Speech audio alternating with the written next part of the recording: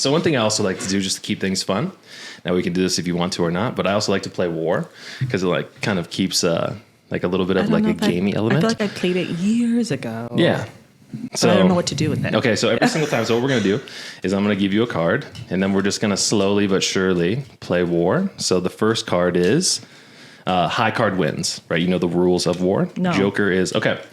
So War in itself is just if you lay over a 6 and I lay over a 5, then you keep my cards. Okay. Yeah, and that's just how the entire You'll tell me game if I goes. do anything wrong, right? Yeah, exactly. So high suited card or whatever wins, and we'll just keep it cash.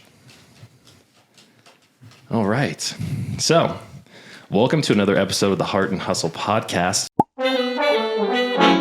Today I've got Ruth Mohamed with me, an LCSW, a mental health professional, but also somebody who's on the front lines of dealing with some of the mental health, I would say, challenges maybe that the world is seeing from a youth perspective. Yeah. So why don't you give everybody a little bit of background about you, Ruth, and just tell us about kind of your passion for mental health, maybe where all that came from as well. Little backstory. Back in high school, I always wanted to kind of go into mental health, be a counselor. Didn't go that route. Mm-hmm. So once I got into college, I tried the dentist, nursing. Couldn't get past Bio 189. Okay. And that's the basics, right? You got to pass the first science class to actually get grow, there. right? Yeah. So then I ended up in media events management. Parents wanted me to be a lawyer, a doctor, possible engineer. Ended up doing media events management, which I loved. I did that for about maybe a good 10 years. Went to DC for about 6 years, and last place I was at was the National Press Club. Loved it there. Met tons of people. Met amazing coworkers, colleagues, but I always missed home, and home was Vegas. So decided to come back out here. Got an amazing job at one of the hotels on the Strip. Was making great money. But my anxiety, it was too much. I was there for about 6 months and I lost about 15 pounds. I was working maybe 60 hours a week plus. Amazing colleagues that I worked there with, amazing. They were supportive. But again, like I knew my passion wasn't there.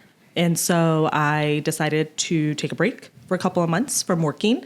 I was blessed that I was staying with my parents when I moved back from Vegas. And I was on UNLV's website. And I just kind of was like scrolling their website. And I was like, okay, like, let me see what they have, here. And I saw MFT, marriage and family therapist. And I was like, okay, like, you know what? Like, maybe this is like the route I need to go back to, right? I had this amazing advisor that I met at UNLV. And he kind of talked to me about social work. And it's crazy because when I was in DC, I looked at Howard University, right? They have an amazing master's of social work program there. But at the time, I was paying an enormous amount of rent out in the DMV area, and I was working full time. And so I couldn't commit to $60,000 plus, tuition that they had. And they kind of like you to commit to the program. Well, I had to work because I had to pay bills, right? So I was like, okay, I'm kind of open to this social work idea again. And that's what I did. I enrolled. I hadn't been in school for about 8-9 years.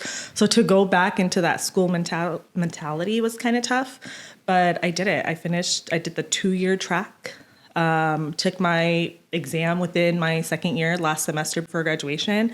Passed it, which I was really grateful for. Didn't tell my parents. So to tell them the exciting news was kind of funny because my dad was like, wait, you got your license? Like, what? He was confused because I hadn't graduated yet with the master's. So he's like, I didn't even know that was possible.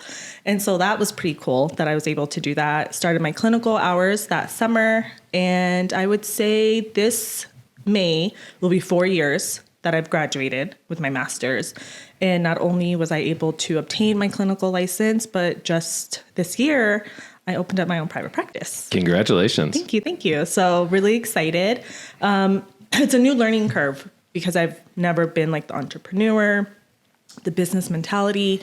My husband and I would always get into tiffs because he loves business mentality and that's just not me. So helping him understand like, this is how your brain works and this is how my brain works. I'm just not a risk taker.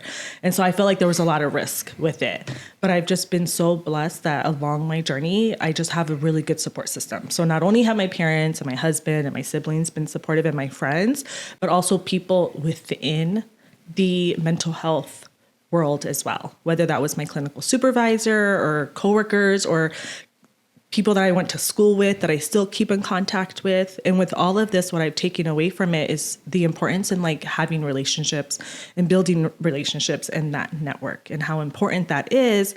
And not only because it's like you never know when you need people, but essentially it's like we can't do everything on our own. So sometimes like you're gonna need to tap into like different networks or like different types of people and different facets. You know what I mean? So Absolutely. that part was kind of, yeah. I mean, so it sounds That's like my backstory. Yeah, no, I mean, it's an interesting backstory. And the thing that I'd like to kind of talk about is coming from a diverse cultural background. Mm-hmm. Sometimes I feel like a lot of us got the pressure to kind of go down the route of being a doctor, being a lawyer, Mm-hmm. right? So like when you kind of decide to splinter into something you're passionate about, the LCSW, the mental health professional route, what was the reaction of your parents? And what were they kind of thinking about, like, is my daughter making a mistake? She should be going like more the solid route of becoming that doctor lawyer. I'll be honest. I think at 21, 22, they kind of lost that dream only because I went into meeting events management. Yeah. So they're kind of like, okay, you know what? She graduated. She's working now. She's, able to take care of herself. Whereas fast forward all these years, it's like they were just happy that I was going back and getting a master's. Yeah. Right. And my parents, they really didn't have a choice when they kind of first came to the States, right? My dad, all these years, the majority of his years has always been a driver, right? A taxi driver. And my mom, for a long period of time, was stay at home mom, taking care of me and my siblings. It wasn't until we came to Vegas where she actually was like, okay, like out there working. But even then it was like in hospitality, it was like housekeeper, And I remember one time she took us on a tour. She took I don't know if my brother was there, but she took us to one of the hotels that she was working at and gave us a tour. And I'm sure there's so many other immigrant children that can kind of relate to that, because I know a couple of parents who did that too. Mm-hmm. But just to kind of show us like, this is what I do.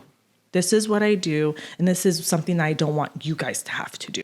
Oh, wow. Right? So it was always kind of like they really pushed education. Mm-hmm. And kind of now where I am with my place up with students at my school site, education is not really the only option that they have, right? So I try to keep an open mind for my students and kind of letting them know, like, look, like there's other things too, but we just got to work hard, right?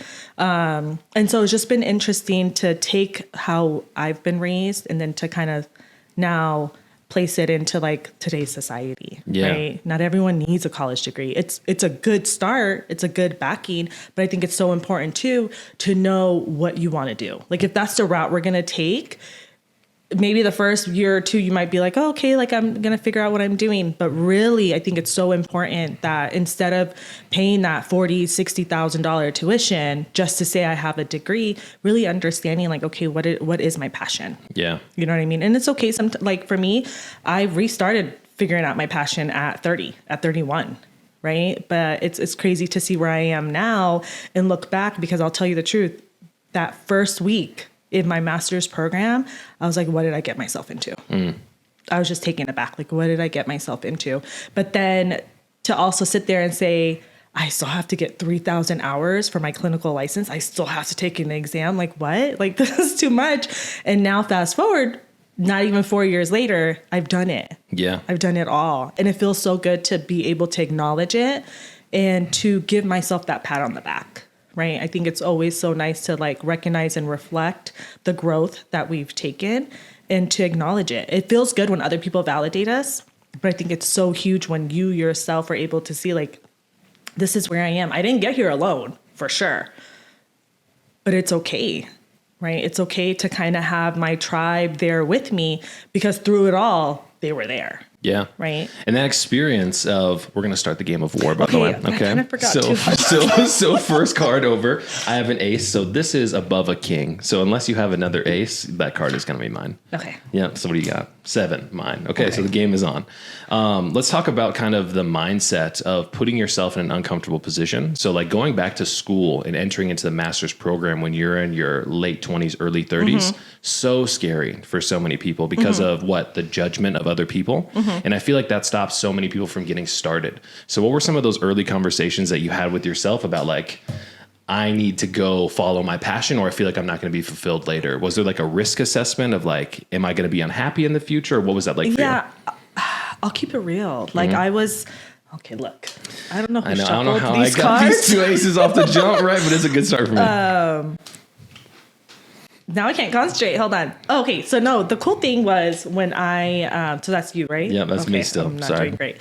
The cool thing was like in my cohort, like it was a huge span of ages, like a range of ages, which was really cool. And I would say there was like a small minority of individuals who were like under the age of 25. The majority of them were like above the age of 25 in their 30s. There were some in their 40s. So I never really felt like I didn't belong. Right. But what I did recognize was from like when I compare my bachelor years to my master's years, the confidence that I had. Like I don't recall in my bachelor years, like raising my hand, asking questions, like building relationships with teachers, right? Let alone my classmates. But in my master's program, it was to the point where I was like, okay, be quiet. Yeah, like, you were you're out doing there. a lot. Yeah, you do. But I tried to ask questions that were kind of like, not too obvious, right? But because I really need to understand, right? My background was not social services. It wasn't psychology.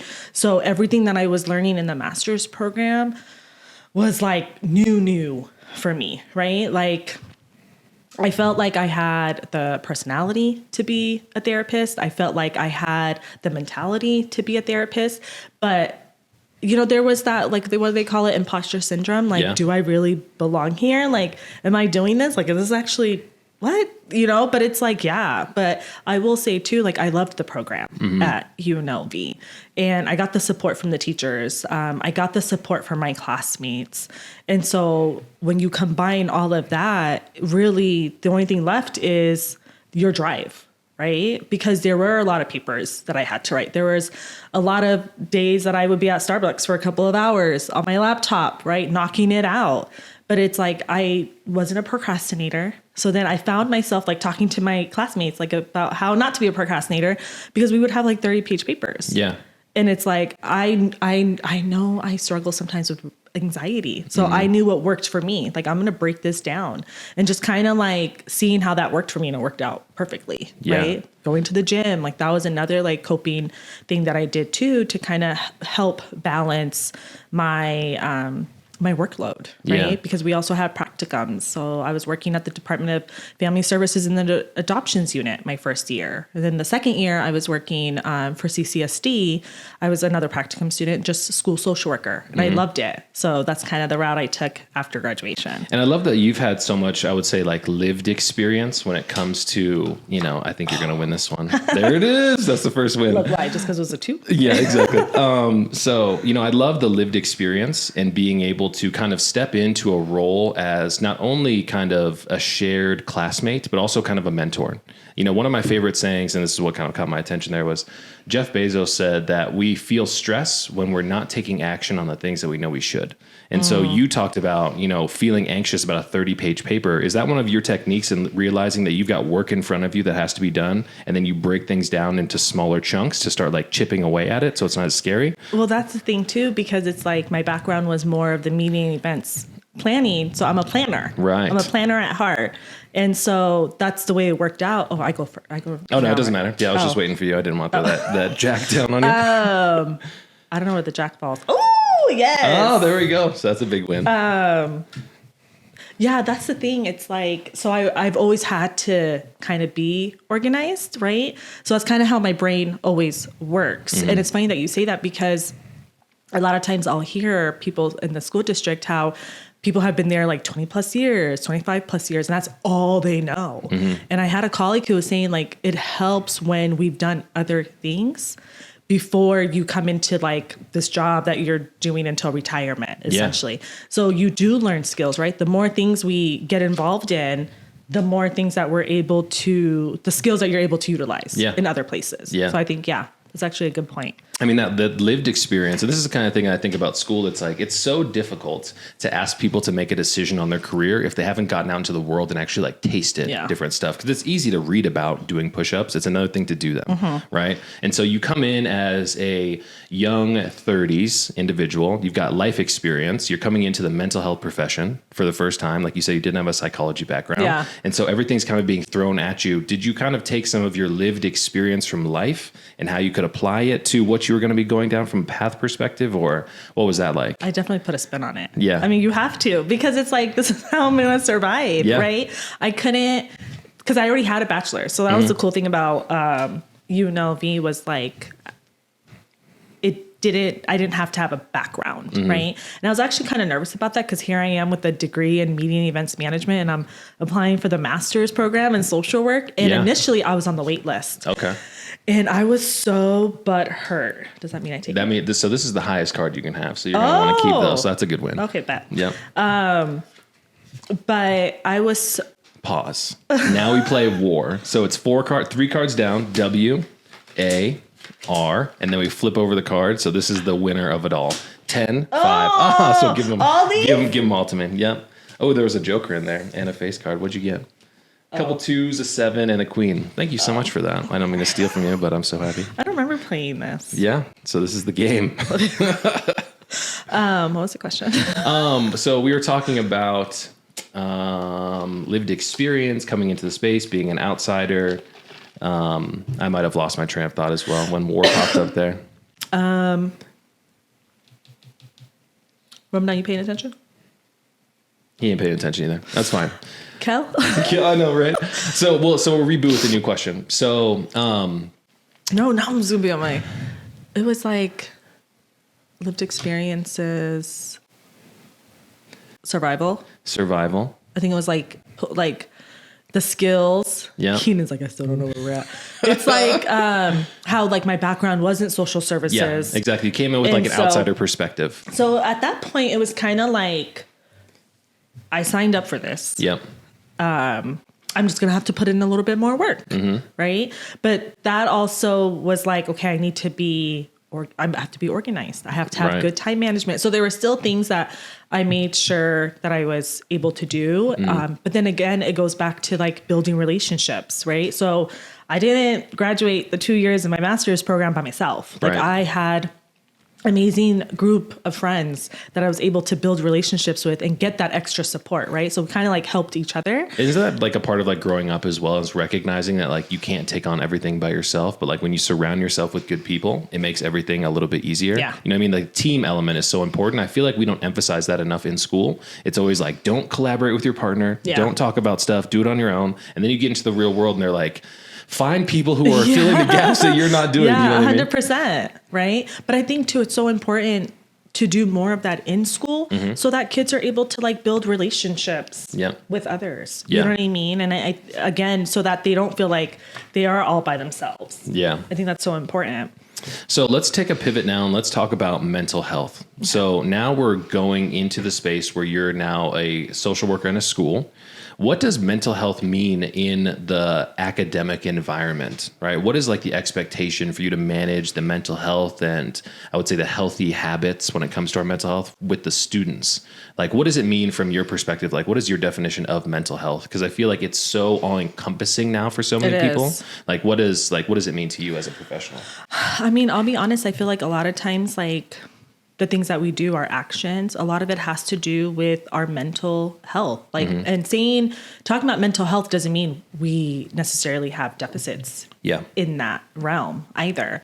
Because I think the stigma is still out there, right? Yeah. But every time we hear about something happening in the schools, you know, the first thing they say is like, oh, the mental health, right? The mental health of the students or the mental health of the staff. And it's true, but it's so much more than that. And I think one of the things that we're really struggling with is like, I can only do so much for the student while they're in front of me, because when they leave school, they're going home, right? They're going back to their norm, right? Like it's almost like they're living two different types of worlds, right? They have their school setting where maybe they can be a little different, right? Or be more comfortable, or it could be the opposite too. And then they go back home and it's like, what does that home life look like? right? Because the behaviors that we see, and this can be with the adults too, right? If I wake up in the morning and I'm in a grouchy mood, there's a high probability when I get to work, I'm going to be a grouch. Yeah. Like I'm going to be more irritated. Very right? true. The same goes for kids. So as an adult, it's tough for us to kind of turn that off, right? And the same thing kind of applies to the kiddos. And I think a lot of times we don't reciprocate it that way, right? And this goes to parents too. This isn't just like about the school setting, but even parents like with their kids, it's like I try to always give like that, devil's advocate, like the other perspective, right? Apply it to yourself. Right. And a lot of times when we take the time to have those kind of conversations, it's kind of like an eye opener. You know what I mean? But I think that saying you want to talk about mental health, it's not that necessarily it's coming from we have a mental health crisis. We do. And I think that's one of the reasons why I was like, you know what, let me kind of like start my own private practice. Ooh. You win or I win? No, that's you. Okay. Because again, like we need more clinicians out there, right? But it goes so much more than that. Because then it's like insurance and payment, accessibility, right? A lot of those layers.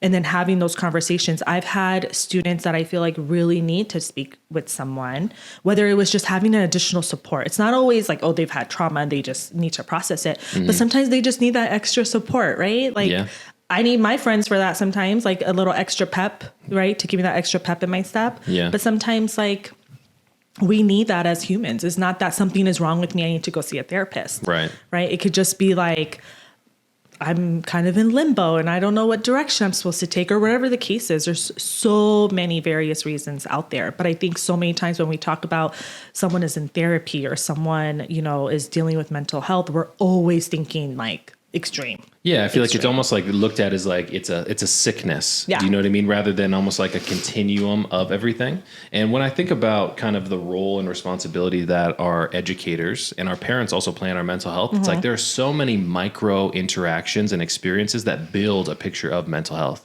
So like what type of conversations are the everyday person, the everyday micro influencer in a kid's life supposed to play in talking about mental health? Because one of the things that you and I spoke about previously was like sometimes our culture doesn't have the skill set to be able to have conversations. And when I think about how important the education system is, but more importantly, the adults in the education system, it's important to have some of those like low level conversations to start to create a foundation for a framework of, understanding and literacy.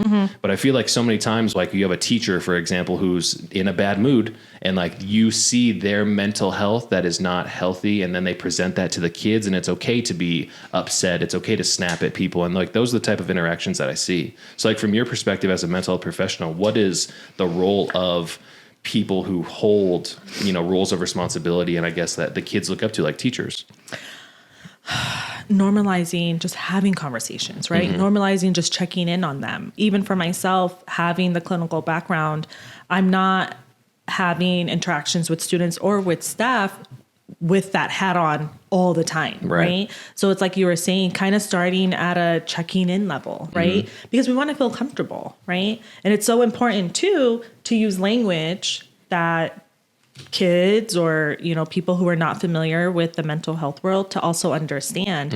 But sometimes it's just having small conversations. It doesn't always have to lead into I'm diagnosing someone or I'm using different interventions on them. It's just sometimes it's like they just need someone to listen to them. Yeah. And actually it's funny you say this because I just had a 2-hour meeting with one of my students last week or this past week. And I know she's had trauma in her background, right? But it wasn't us going into the specifics of her upbringing or anything like that. It's talking about the present moment and then talking about her future, right? And I think what I find myself so often saying to my students is, you are your ticket out, right? I feel very privileged and very blessed that I always had my parents to fall back on. I'm in my 30s now. God forbid something happens.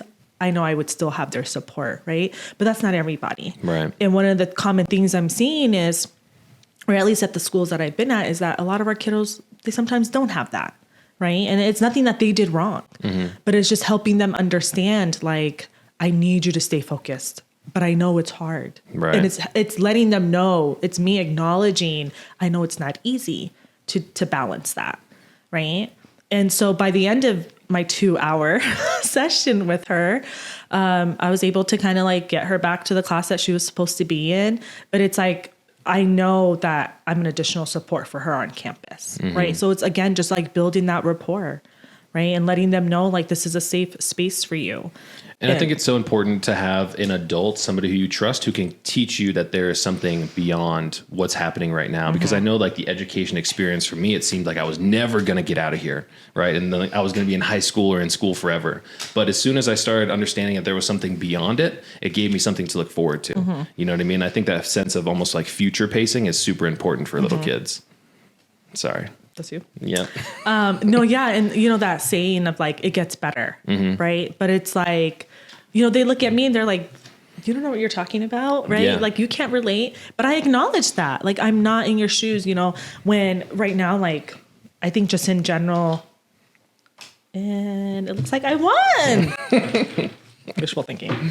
So then you would typically count, right? See who has So the we most. keep going. Yeah. Oh, just So kidding. like there's Really? it's not over. Yeah, Oh. exactly. So because you have that joker in your hand, it's not over. And you could make a comeback. I've been in this position many times and I've lost many times as Okay. well. Okay. So yeah, I think the ability to kind of future pace is super important. But what I'd like to kind of talk about is like, what do you think the impact of like social media is on this newest generation? The fact that you just said that, it was literally like I was about to just touch on that. Yeah. Like cyberbullying. Yeah, because it's completely different Oh from my like our goodness. experience. When you Yeah. said like you guys don't get it, like you don't understand what it's like these days. Like, yeah, I don't, because Yeah. when I was going through high school, Facebook wasn't a thing, Instagram wasn't a thing, and now there's so many angles that people can come at you, and you have to manage so many different masks in society. So like, what's your 2 cents on like where we sit as a country, as a society in general, with social media has a huge impact?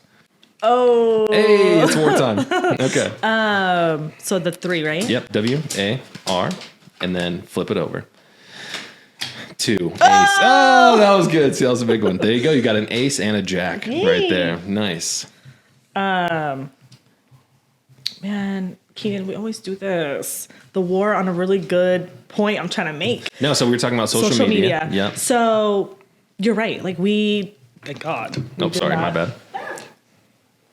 Thank goodness we did not have social media during our time, only because we see the effects of it now. And Right. this isn't just about like the kids, even adults, Right. right? And I'll be honest with you, like even going public with my private practice and all that, like I had a fear of being vulnerable, Yeah. right? I knew in the back of my head, okay, like I'm going to get support, but it's just kind of like that judgment, right? That fear of what are people going to say, whatever the case is, right? And it's sad that that's a society that we live in where Yeah. we have that doubt, right? Has anyone criticized me to my face? No. Right. So it's like, what am I going based off of, right? And that was something that I really had to kind of like have a conversation with myself about and being okay with it, right? And it's that inner voice, right, that we're talking about, which is really the toughest one. Yeah. Yeah. I call it the irrational negative thought. Yeah. I mean, but it's very interesting. I read a book that was called The Untethered Soul, and it was about kind of reframing that inner voice as someone who you call your roommate. Because if you have the ability to observe that voice, if you're listening to it, right, then obviously you're in some other place where you can hear and understand that thing. Yeah. And so the analogy that was done in that book was like, imagine if that inner voice was a roommate, and put yourself in a situation that we all experience with that roommate. Imagine you guys are sitting on the couch, and the roommate next to you, that little voice in your head, is saying everything out loud. It's like, did I check the dryer? Should I go to the store, Trader Joe's, and go get those bagels? I wonder if you know what I mean? It's like, dude, you have to just be quiet. Yeah. You know what I mean? And so That's like funny. I never thought reframing about that way. Yeah, reframing it was super helpful for me, because I realized that inner voice is often somebody who's giving me terrible advice. Yeah. But they're almost like behind my defenses because I've spent so much time with them that I take it at full value. Yeah. And like that's a big issue, especially when that inner voice is kind of somebody who's going to be how do I say, not as trustworthy to kind of tear down some of your dreams and ambitions, which can stop so many of us from getting started in the first place. I mean, something that I've commonly used when I talk about like, I call it challenging those irrational thoughts, right? Because most of the time it's not real, right? But it's like you give yourself a reality check, Right. Right? Where you hit it with facts, right? So you're able to be like, no, like that's not the case. Like what evidence do I have to base that off of? Right. But I think a lot of times what we struggle with is taking the time in having that conversation with us. It doesn't make you crazy to talk to yourself. It's okay. Just make sure you're not in public. You're not doing it out loud. You're not doing it out loud. You know what I mean? Yeah. If you're alone, do it out loud. It's okay. But I think so often, like, we just don't take the time in talking to ourselves. And, I always give the examples of if your dad is having a rough day, you're probably going to try to uplift him, right? But then if you're having a bad day, you're going to go in on yourself. Yes. And talk crazy to yourself. Yeah. Right? But it's like, why don't we give ourselves that same grace? Yeah. Right? That same kindness. Treating yourself as like one of your friends is something that I often talk about all the time. It's like, okay, if I was talking to Ram as an example and he was like, dude, I'm just so tired. I'm like, dude, you should take the day off today then. Yeah. You should rest and recharge. Yeah. But I feel like often we don't give ourselves that grace to be like, oh, that's not okay. What do you mean? Get out. Exactly. Yeah, exactly. Yeah. It's like me trying to go to the gym. Yeah. Yeah, exactly. That's yours. You won that one. Thanks. Yeah, I mean, that's just very interesting. So from your perspective as well, like what are some of the big challenges that we're going to start facing from like a mental, I'm so sorry. Just forget those. You don't have to worry about those. What are some of the things that you think we're going to start, seeing as like bigger challenges? I've seen a lot of conversation recently about mental health being an epidemic. So many people are feeling anxious. So many people are feeling depressed. I think I saw a number this morning on social media that was like 260 million people have anxiety and depression. And so many people do not have the tools or the skills to be able to like raise their hand and ask for help. So like, what do you think some of the macro issues that we're going to face of a society who feels overwhelmed, who feels a little bit anxious, but we feel like we can't talk to anybody? Like, what do you think is going to happen to us all?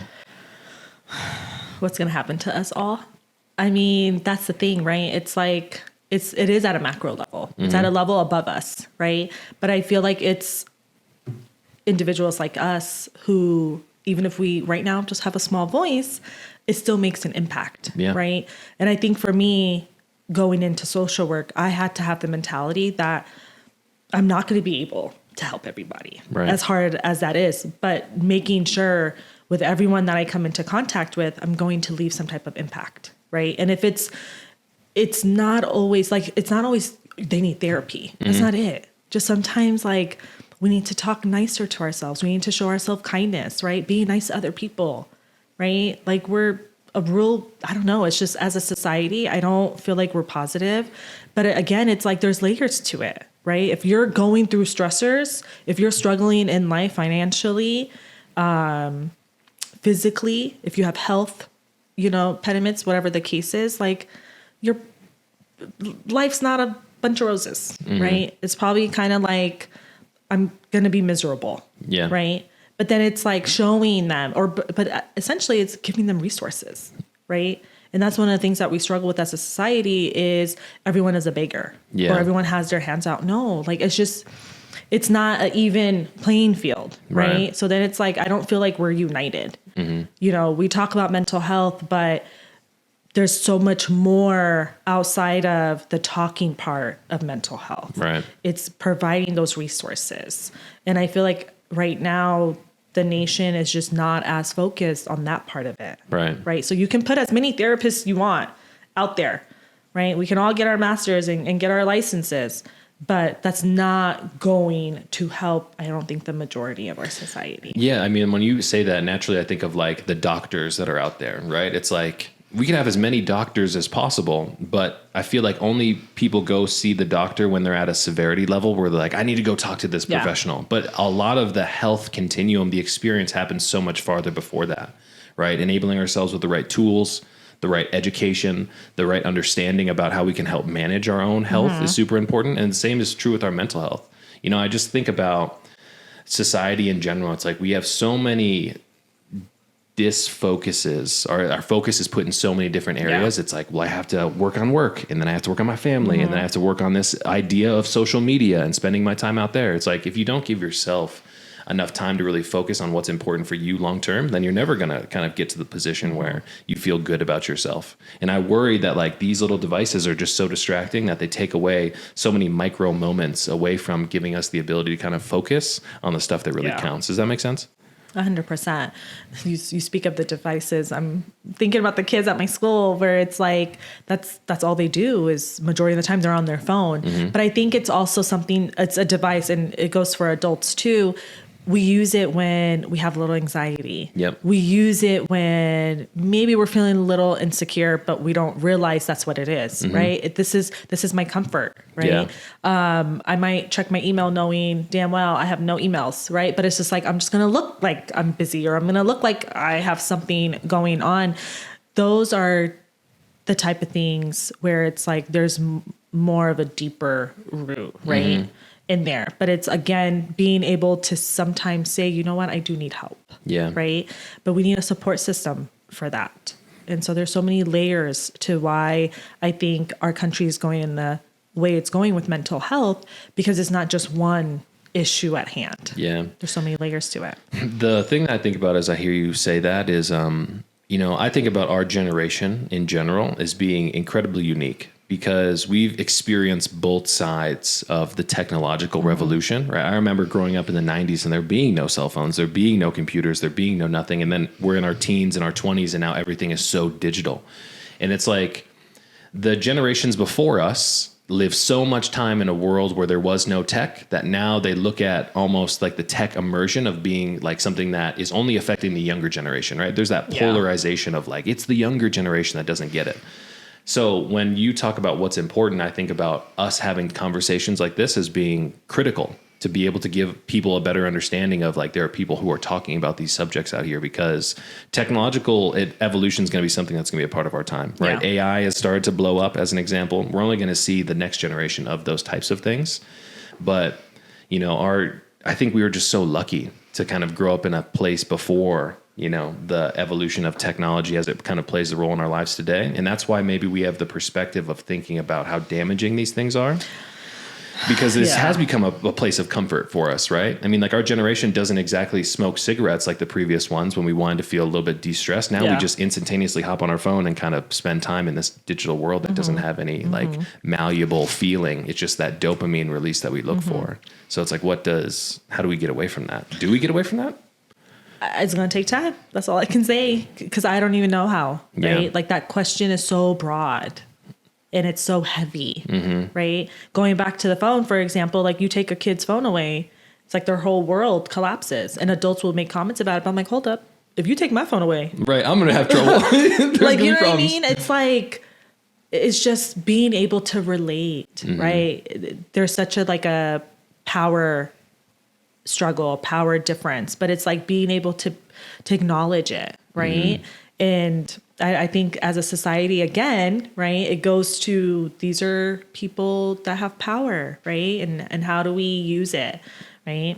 So it's just kind of understanding that, I don't know, it's heavy. That question is loaded. Yeah, it almost feels like we have to start breaking it down like you talked about with a 30-page paper, right? Breaking it into kind of blocking and tackling and being able to take it one phase at a time, which I think is super important. So let's talk about the conversation perspective, right? If you have adults out there who feel like their kids are leaning a little bit too much into technology, they're a little worried about them and the social media exposure, what are the type of conversations we should start having with, our adults, so we can create a better framework for having conversations with the kids? Like, what does that look like? It's funny that you say that, because I try so hard not to have these conversations with my parents at the school site, because I don't want to make it feel like I'm telling them how to parent, right? They're not there for a family session, right? Yeah. They're just talking to me about a particular problem. But, to answer your question, it's like limits, having limits on it. But I don't know, because it's like, it starts at a young age, right? The discipline, parenting, all of that, it starts at a super young age, right? So when I'm dealing with middle school kids, if you haven't laid down rules and that sort of thing through, toddler age and elementary school, it's going to get real hard when they're in middle school, because now they're starting to be more vocal. They're starting to, get to know who they are as individuals. And then high school, it speeds it up a little bit more. Right. So I think it's so important to have those conversations. And I know, kids nowadays, they want to know the why. Right. I was always a why kid.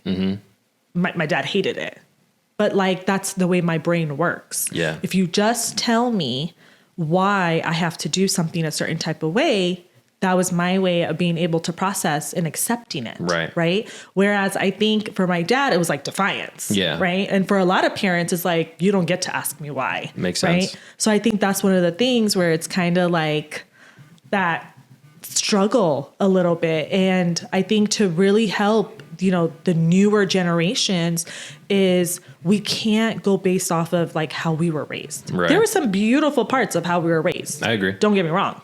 But there's a couple of things where I'm sure if we sat down with our parents, they would also agree, you know what? I could have maybe done that a little bit different. Mm-hmm. You know what I mean? So I think it's just being able to have those conversations, and both sides have to have an open mind. Yeah. You know what I mean? So I think that's really important. I feel like you're 100% right, because when I think about it, it's like, because the internet is such a intricate, integrated part of our life today, like if you're not having the conversations with your kids, then they're going to hear the conversation from somebody else's perspective. And I was having a conversation with a couple of my dad's buddies. We were golfing a couple weeks ago, and they were having conversations about different topics, and they're like, I don't want them telling my kids what to do about this, blah, blah. And I was like, okay, then are you guys talking about those conversations? And they're like, well, I'm not talking to them about that. It's like, so you're giving somebody else's opinion the ability to kind of shape your child's reality. Because if you're not going to have the conversation and give them actual framework of why this is important, then they're going to relate off something they see on social media. Yeah. Because it's so much easier, so much more accessible. Yeah. So I feel like as a parent these days, we have a responsibility to step in and be like, hey, listen,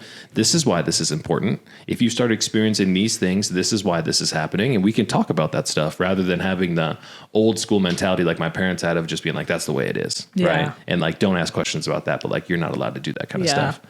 And you're right. Like it just, the delivery too, right? Like I think kids, they want to open up to their parents, but there had to be a time where maybe they tried and they got a negative reaction, right?